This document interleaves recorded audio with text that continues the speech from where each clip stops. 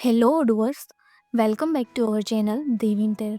Using this our app you can easily print product label based on your need. So let's see about it how to work it. You can see here our module Dev product label. First install this module, so click on this activate button. Now our module is installable.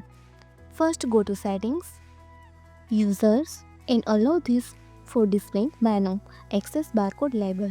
Let's save. Now go to sales, go to products and see here this menu, product label template. Here already created total 3, but if you want to create new, so easily create.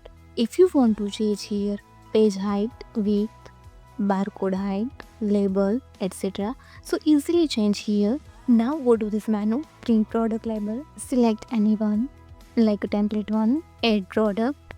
Now click on this print PDF button. You can easily print here this product label. Now I select template 2, again add product. So now print this type. Now select third template and again add product, print PDF.